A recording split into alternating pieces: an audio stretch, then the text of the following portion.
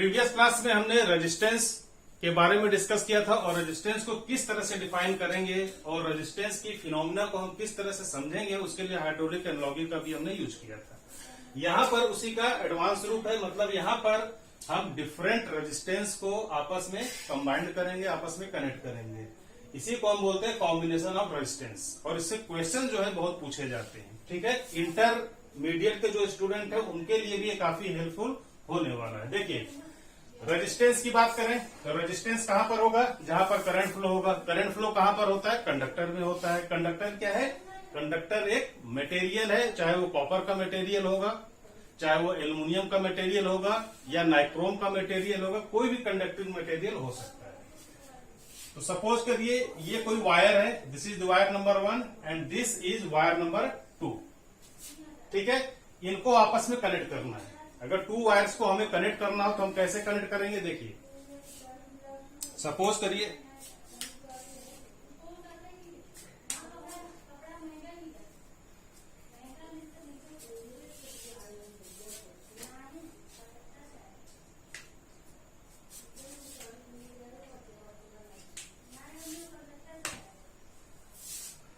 तो previous class में हमने रेजिस्टेंस के बारे में डिस्कस किया था और रेजिस्टेंस की फिनोमिना क्या है, रेजिस्टेंस की प्रॉपर्टी को हम कैसे समझ सकते हैं, क्योंकि नेकेड आई से तो हमें विजिबल है नहीं।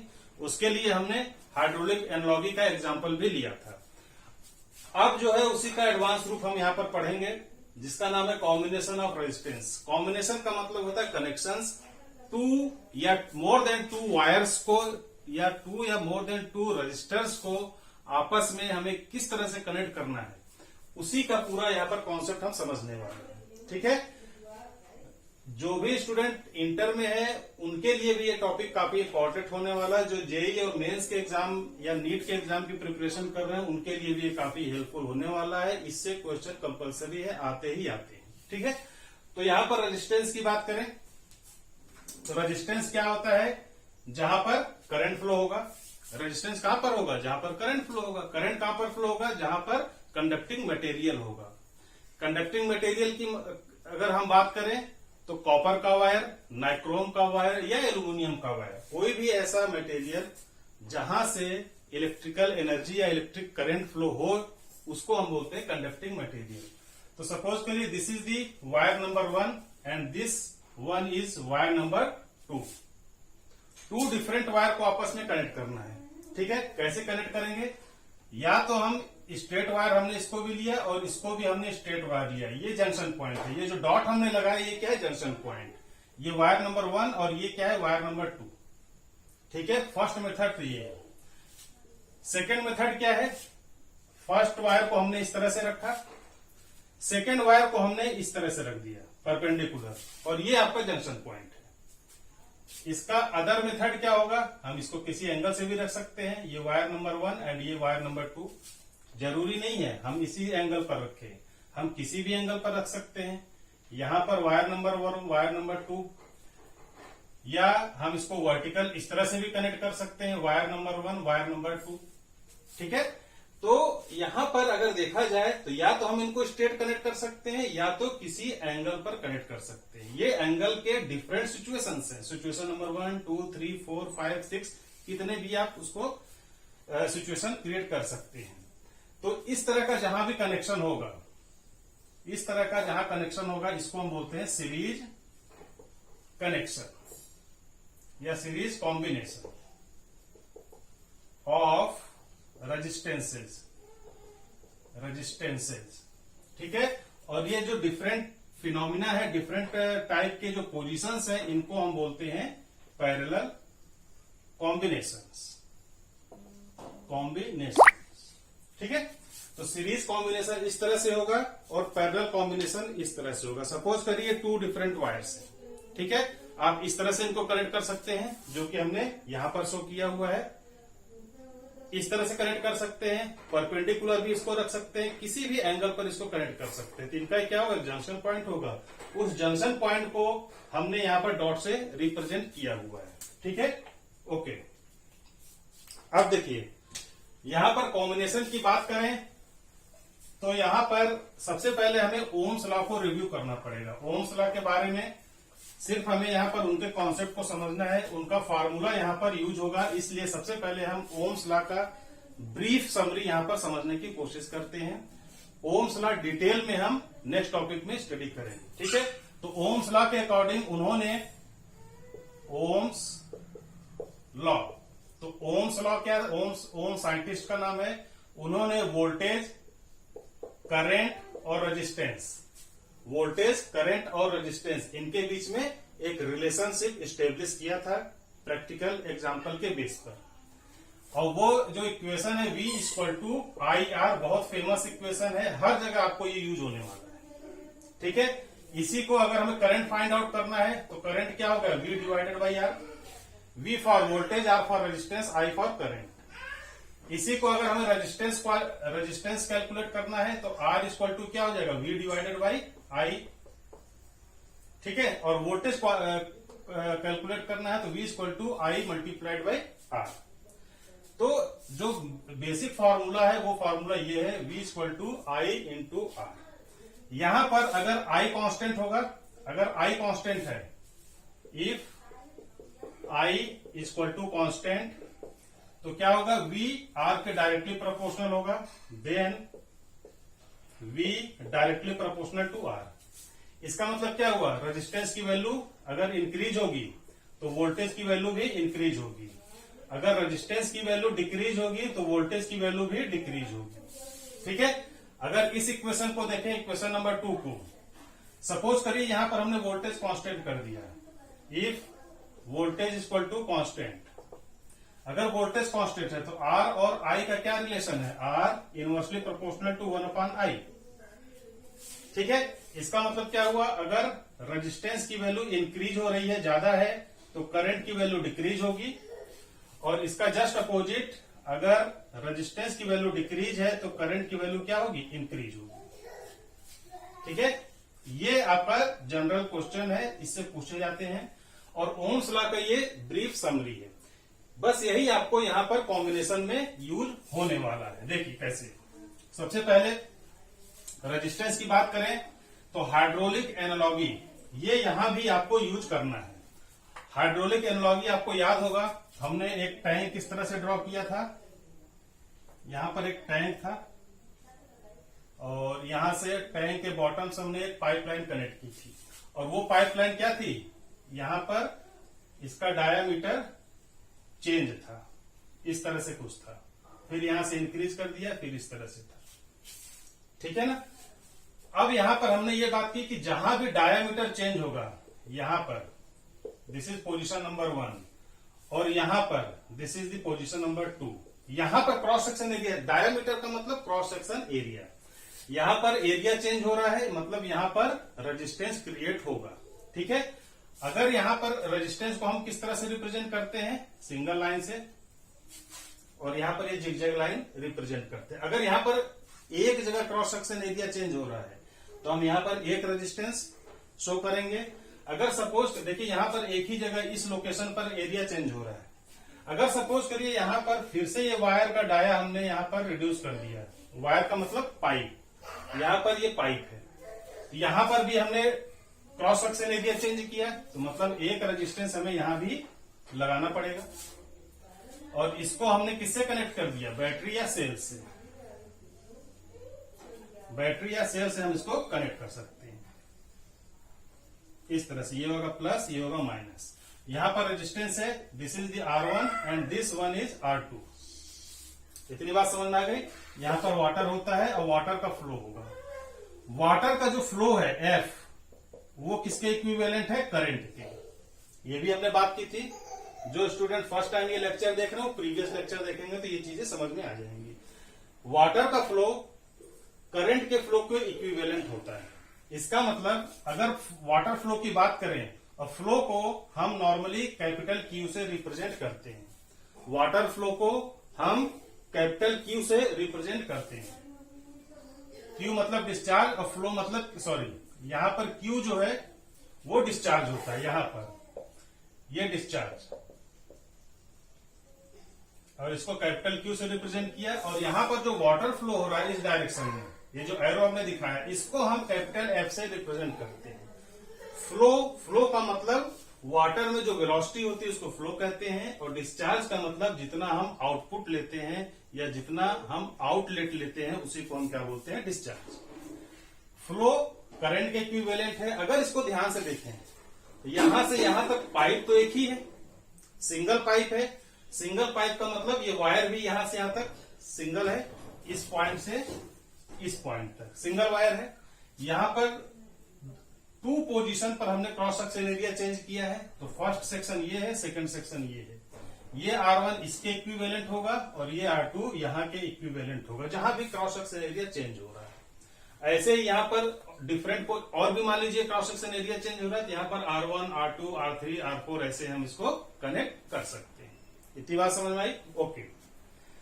अब यहाँ पर पाइप तो एक ही है और वाटर का फ्लो सिंगल पाइप से हो रहा है, और जो वाटर यहां पर है वही वाटर यहां भी होगा, वही वाटर यहां भी होगा, वही वाटर यहां भी होगा, वही वाटर यहां भी होगा। मतलब वाटर का फ्लो चेंज नहीं होने वाला। तो जब वाटर का फ्लो चेंज नहीं होगा इसका मतलब फ्लो कांस्टेंट होता है, और फ्लो कांस्टेंट है इसका मतलब करंट भी कांस्टेंट होगा। ठीक है, तो इस तरह का जो सिचुएशन होगा, इसके जस्ट पहले हमने बात की थी, रजिस्टर यहां पर है, फर्स्ट रजिस्टर, और सेकंड रजिस्टर यहां पर है। R1 यहां से यहां तक है और R2 यहां से यहां तक है। ठीक है, फिर से समझिए, ये R1 है, ये क्या है, R1। यहां से इस तरह से ये क्या है, R2। ठीक है, इनका कॉम्बिनेशन किस तरह से है, this is the R1 and this one is R2। ये हो गया R1 और ये हो गया R2। ये टर्मिनल्स है, ये जो पॉइंट है इनको हम क्या बोलते हैं, टर्मिनल्स। अब ध्यान से देखिए, R1 का जो ये फर्स्ट टर्मिनल है, ये सेकंड टर्मिनल, तो R1 का सेकंड टर्मिनल R2 के फर्स्ट टर्मिनल से कनेक्ट होता है। ठीक है, R1 का सेकंड टर्मिनल R2 के फर्स्ट टर्मिनल से कनेक्ट होगा। मतलब R1 का सेकंड टर्मिनल ये है, ये फर्स्ट टर्मिनल है, ये सेकंड टर्मिनल, इसका ये फर्स्ट टर्मिनल है, इसका ये सेकंड टर्मिनल, तो 2 1 से कनेक्ट हो रहा है। इस पोजीशन पर 2 और 1 का कॉम्बिनेशन है। ठीक है, सेम कॉम्बिनेशन आप यहां भी देख सकते हैं, सेम कॉम्बिनेशन यहां पर भी दिख रहा है। R1 का सेकंड, R2 का फर्स्ट, ये आपस में कंबाइंड होता है। ये बहुत बेसिक है, लेकिन आप इससे कंफ्यूज होंगे, इससे न्यूमेरिकल प्रॉब्लम सॉल्व करने में आपको दिक्कत आएगी। आपको समझना कैसे है, वाटर का फ्लो इस क्रॉस सेक्शन एरिया में भी सेम वाटर जा रहा है और इस क्रॉस सेक्शन एरिया में भी सेम वाटर है, इसका मतलब करंट की वैल्यू कांस्टेंट हो रही है।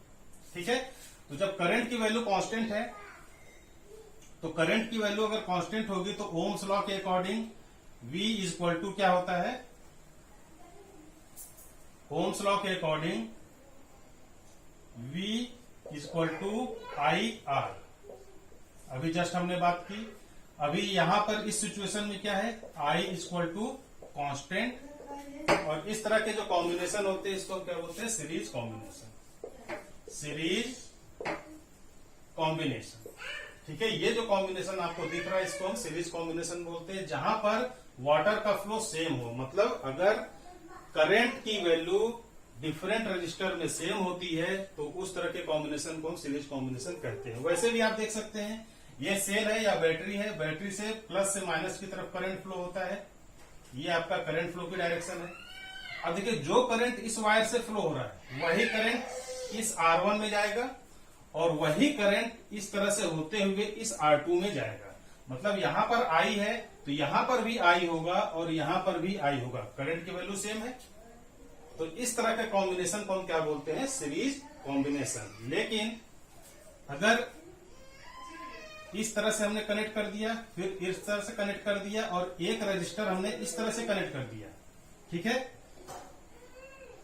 और इसको हमने फाइनली एक सेल से कनेक्ट कर दिया इस तरह से। अब देखिए, ये वायर है, वायर किसी भी शेप में आप कनेक्ट कर सकते हैं, बस आपको जंक्शन पॉइंट ध्यान रखना है। ये आपका प्लस है, ये माइनस है। अब करंट फ्लो होगा प्लस से माइनस की तरफ, ये I हो गया।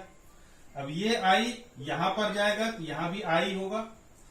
अब ये जंक्शन पॉइंट है, ये आई यहां पर है, तो यहां पर जो आई आएगा वो भी आई होगा।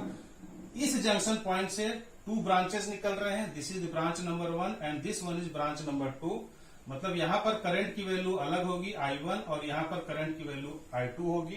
तो यहां पर करंट अलग अलग है, तो R1, R2 एंड R3। तो R2 और R3 इनका जो कॉम्बिनेशन है वो पैरेलल होता है, क्योंकि यहां पर करंट डिफरेंट है। अगर करंट सेम होगा तो अभी जैसे हमने बात की करंट कांस्टेंट है, ये सीरीज कॉम्बिनेशन है। इसके बाद हम पैरेलल कॉम्बिनेशन की बात करेंगे, तो वहां पर I1 और I2 मतलब सेम करंट 2 डिफरेंट करंट में कैसे डिवाइड होता है उसका भी लॉजिक हम हाइड्रोलिक एनालॉजी से समझेंगे। ठीक है, फिलहाल अभी आपको सिर्फ ये ध्यान रखना है कि ये जो कॉम्बिनेशन हमने बात की ये सीरीज कॉम्बिनेशन है और सीरीज कॉम्बिनेशन में करंट की वैल्यू कांस्टेंट होती है।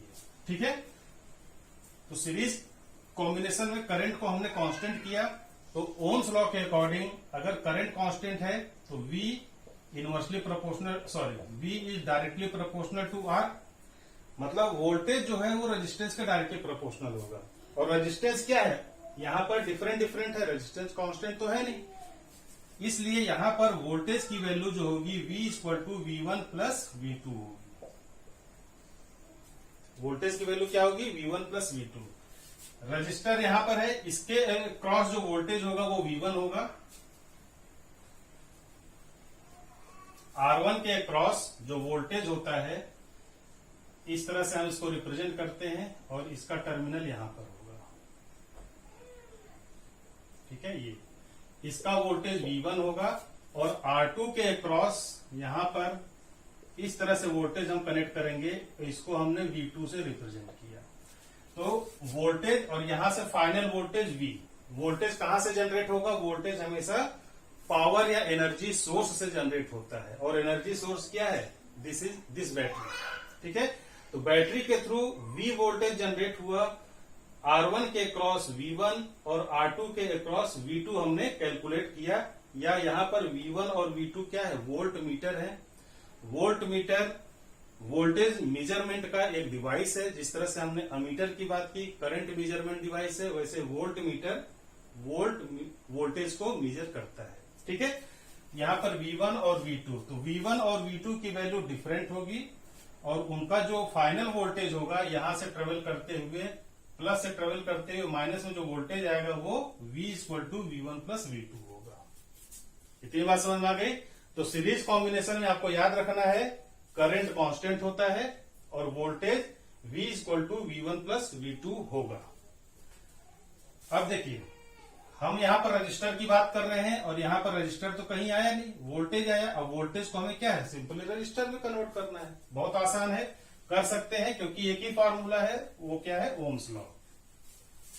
देखिए, इसको भी हम यहां से इरेज कर दें, इसकी जरूरत अब नहीं है। यहां पर V=V1 प्लस V2, इसमें तो कोई डाउट नहीं होना चाहिए। और V किसके बराबर है, V=IR, तो V को हम IR लिख सकते हैं। V1 के लिए IR लिखेंगे। फिर से देखिए, V1 IR, और I क्या होता है, कांस्टेंट, तो I तो कांस्टेंट होगा लेकिन R डिफरेंट होगा, तो यहां पर R1 आएगा लेकिन I सिर्फ I ही आएगा। सिमिलरली V2 में IR2 आएगा। ठीक है, यहां पर IR=, यहां भी I है, यहां भी I है, तो I को हम कॉमन ले सकते हैं और ये हो जाएगा R1 प्लस R2। ठीक है, I कैंसिल आउट, तो R=R1 प्लस R2। ये आपका फाइनल इक्वेशन है। ये इक्वेशन डेरिवेशन के लिए भी कभी कभी आपसे शॉर्ट टाइप आंसर में पूछे जाते हैं। तो R=R1 प्लस R2। R क्या होता है, पूरे सर्किट का इक्विवेलेंट रेजिस्टेंस होता है। इक्विवेलेंट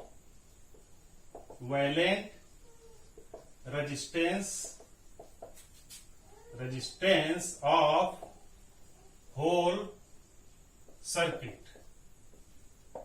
होल सर्किट का मतलब ये सर्किट जो हमने ड्रॉ की थी, R1, R2 और यहां पर ये सेल। ठीक है, ये R1 हो गया, ये R2 हो गया, प्लस माइनस यहां पर ये करंट I। ऐसा नहीं है R1 R2, अगर यहां पर R3 R4 होगा तो फार्मूला यहाँ पर सेम है, R equal to R1 plus R2 plus R3, जितने भी रेजिस्टेंस होंगे सबको हमें ऐड करना है। सीरीज में हमें सभी रेजिस्टेंस को ऐड कर देंगे तो उस पूरे सर्किट का होल या इक्विवेलेंट रेजिस्टेंस हमें मिल जाएगा। तो R equal to capital R equal to equivalent resistance of whole circuit. R1 and R2 क्या है? R1 एंड R2 ये क्या है? Individual resistances, individual resistance. Individual का मतलब इसका रेजिस्टेंस R1 है और इस कंपोनेंट का रेजिस्टेंस R2 होगा।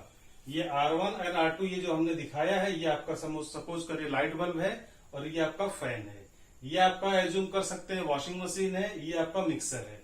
मतलब कोई भी ऐसा इलेक्ट्रिकल एप्लियंस जो कि इलेक्ट्रिकल एनर्जी को या करंट को ड्रॉ करता है, यूज करता है, कंज्यूम करता है, उसी को हम यहाँ पर रेजिस्टेंस के रूप में रिप्रेजेंट करते हैं। ठीक है ना? तो ये आपका सीरीज कॉम्बिनेशन है। सीरीज कॉम्बिनेशन का सर्किट इस तरह से होता है और इसका फार्मूला जो है R equal to R1 plus R2।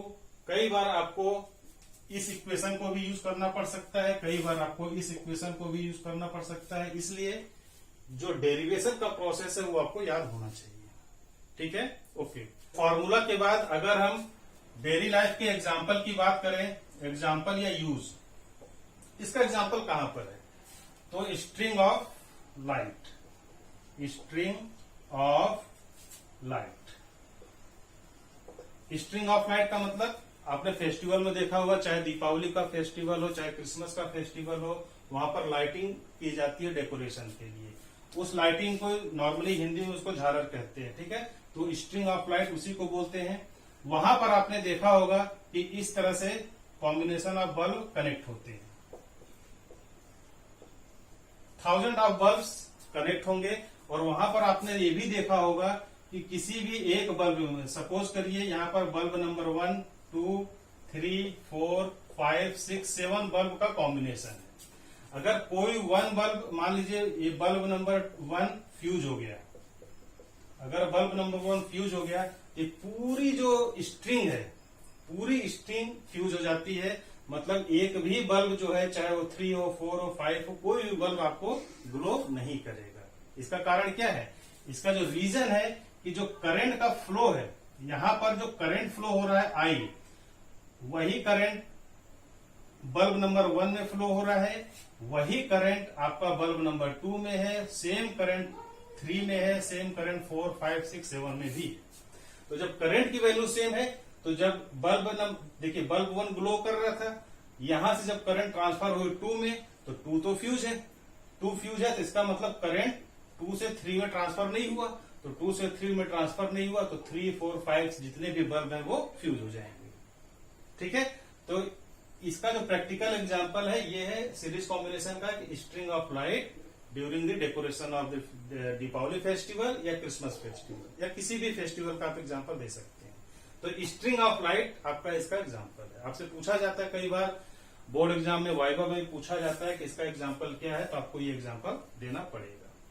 ठीक है, ओके। पैरेलल कॉम्बिनेशन की बात करें तो पैरेलल कॉम्बिनेशन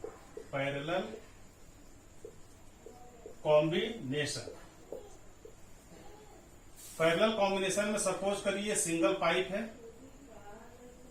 इस तरह से और इस तरह से। ठीक है, यहां से एक ब्रांच हमने इस तरह से और सेकेंड ब्रांच हमने इस तरह से ड्रॉ कर दिया।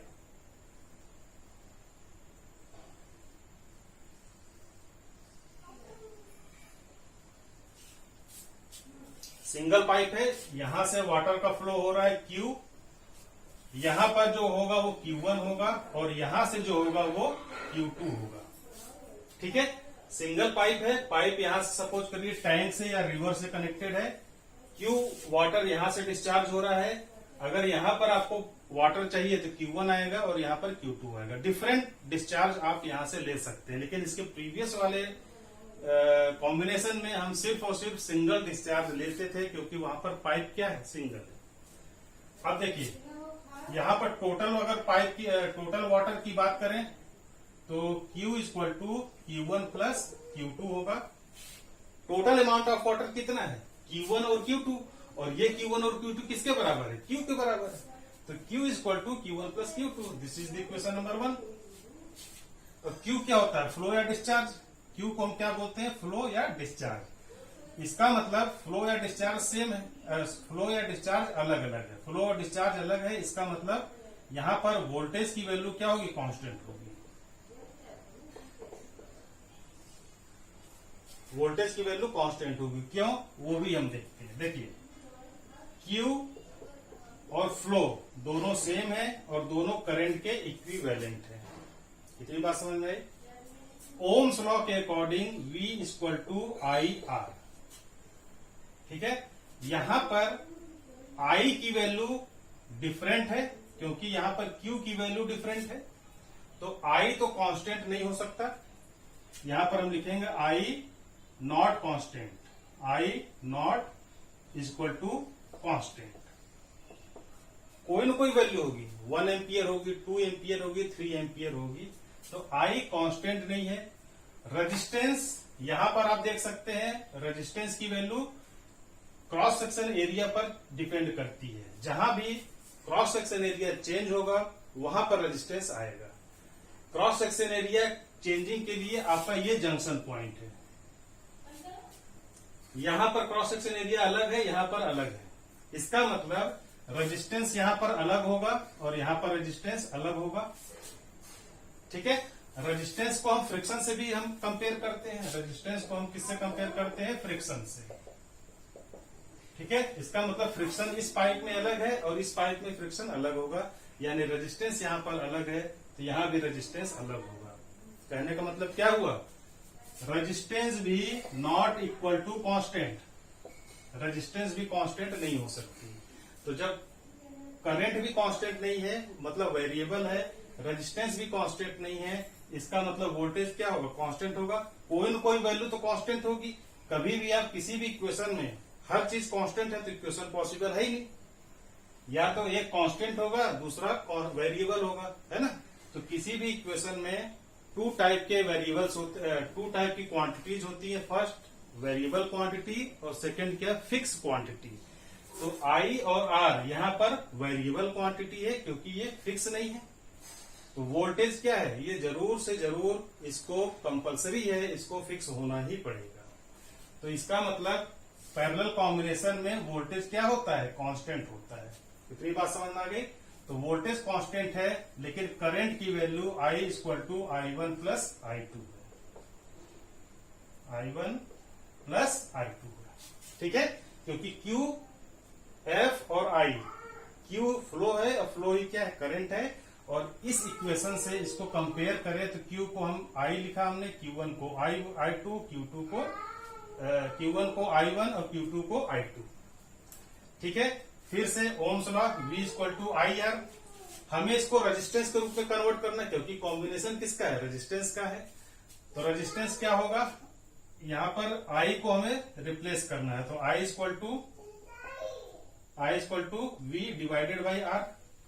तो यहां पर हम लिख सकते हैं V divided by R equal to V divided by R plus V divided by R, ठीक है। यहां पर हमें वोल्टेज कांस्टेंट है तो मतलब V सेम होगा, R डिफरेंट है तो ये R1 होगा, ये R2 होगा। यहां पर वोल्टेज को कांस्टेंट ले तो V बाहर आ जाएगा और यहां पर आ जाएगा 1/R equal to V 1/R1 plus 1/R2, ठीक है। V कैंसिल आउट, तो यहां पर क्या होगा, 1/R equal to 1/R1 plus 1/R2। ये आपका फाइनल इक्वेशन जनरेट होता है। किसके लिए, ये combination of parallel resistors. This is the equation number 1 के बाद यहाँ पर 2, ठीक है ना। तो 1/R equal to 1/R1 plus 1/R2, इसको बोलते हैं reciprocal of resistance equal to reciprocal of individual resistances. 1/, है 1/, का मतलब क्या होता है, उल्टा का मतलब होता है reciprocal. Reciprocal of whole resistance of whole circuit equal to reciprocal of resistance of summation of individual circuits. बात समझ में आ गई। तो 1/R equal to 1/R1 plus 1/R2। अब यहां पर एग्जाम्पल की बात करें या एप्लीकेशन की बात करें तो देखिए हमारे घरों में जो कनेक्शन होता है, होम कनेक्शंस, कई बार मल्टीपल चॉइस क्वेश्चन में पूछे जाते हैं कि जो हमारे घरों में कनेक्शंस होते हैं वो कैसे होते हैं, पैरेलल कनेक्शंस। ठीक है, अब पैरेलल कनेक्शन कैसे होगा, कई बार आपने देखा होगा कि जो लाइट बल्ब है, मान लीजिए आपके घर में 3 रूम्स हैं, this is room 1, this is room 2, this is room 3। जरूरी नहीं है इस रूम में आपने एक बल्ब लगाया, यहां पर एक फैन लगा दिया या बल्ब लगा दिया, यहां पर एक फैन या बल्ब लगा दिया। अगर रूम 1, रूम 2, रूम 3, अगर इस रूम की लाइट चली गई है तो आप देखते हैं रूम 2 की लाइट तो है, रूम 3 की लाइट तो है। मान लीजिए ये फ्यूज हो गया और ऑन तीनों है। अगर एक बल्ब फ्यूज होगा तो सेकंड और थर्ड ये ऑन रहेंगे। इसका मतलब क्या हुआ कि करंट सप्लाई इसमें भी हो रही है और इसमें भी हो रही है, लेकिन फर्स्ट में करंट सप्लाई नहीं हो रही है। ठीक है, सिमिलरली आपने देखा होगा कई बार जो हाई पावर के इलेक्ट्रिकल अप्लायंसेज हैं, जैसे गीजर है, वॉशिंग मशीन है, मिक्सर है, फॉल्ट हो जाते हैं, ट्रिप हो जाते हैं, तो क्या होगा, उसकी वजह से लाइटिंग आपकी चली जाती है या वो मिक्सर वो खराब हो जाता है। मिक्सर तो खराब हो गया लेकिन लाइट आपकी चल रही है। इसका मतलब क्या, वो करंट मिक्सर में तो नहीं है लेकिन light bulb, fan, washing machine और जो भी डिफरेंट एप्लायंसेज है वहां पर करंट फ्लो हो रहा है। तो करंट फ्लो डिफरेंट है और डिफरेंट किसमें होता है, पैरेलल में होता है, क्योंकि हमने यहां पर देखा I = I1 + I2। ठीक है, तो जो घरों में या होम अप्लायंसेज में जो कनेक्शंस होते हैं मल्टीपल चॉइस क्वेश्चन में पूछा जाएगा, तो आपको उसका आंसर लिखना है कि वो पैरेलल कॉम्बिनेशन में होते हैं। ठीक है, ओके, तो सीरीज और पैरेलल कॉम्बिनेशन हमने देखा। इसके बाद हम ओम्स लॉ को स्टडी करेंगे, उसके बाद कुछ इसके बेस पर जो न्यूमेरिकल प्रॉब्लम पूछे जाते हैं उसको भी हम सॉल्व करेंगे।